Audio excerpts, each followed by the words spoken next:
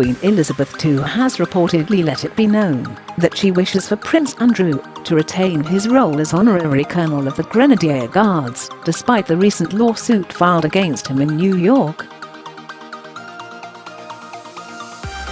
According to our royal expert, the Queen is hoping to protect the Jubilee by ensuring that Prince Andrew does not have to face the awkward situation of wearing a suit whilst his royal relatives all appear in military uniform for Her Majesty's Platinum Jubilee celebrations.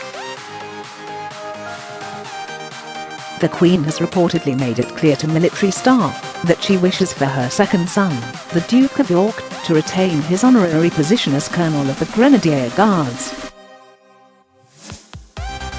Mail on Sunday diary editor and royal commentator Charlotte Griffiths said, "So the Queen has let it be known that she wants him to retain this post. No mention of the other ones." The honorary title was previously held by the Duke of Edinburgh before it was passed down to Prince Andrew in 2017.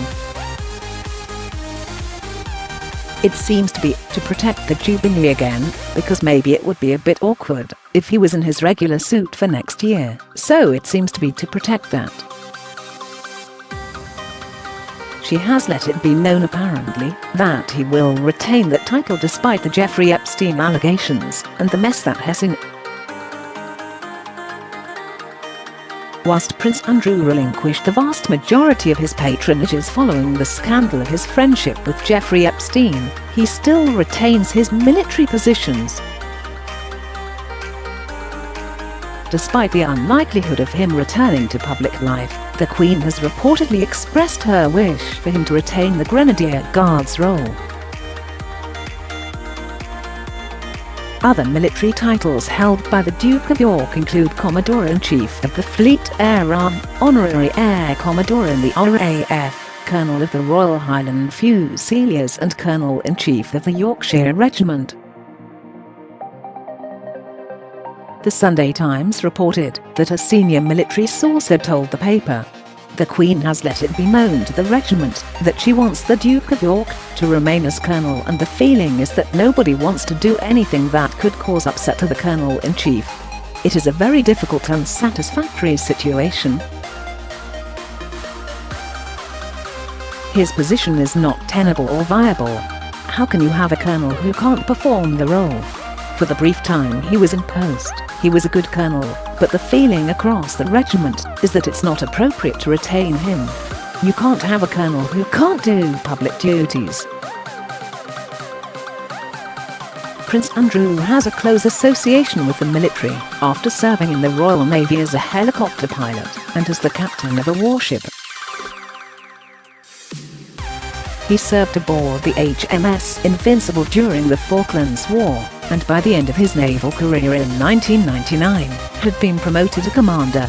Ahead of his 50th birthday in 2010, he was promoted to Rear Admiral and became Vice Admiral in 2015. If stripped of all military titles, Prince Andrew would be unable to wear his uniform for the Queen's Jubilee celebrations and would be unable to lead his regiment during trooping the colour. The Queen's Platinum Jubilee celebrations are due to take place with a 4-day bank holiday from the 2nd 5th of June.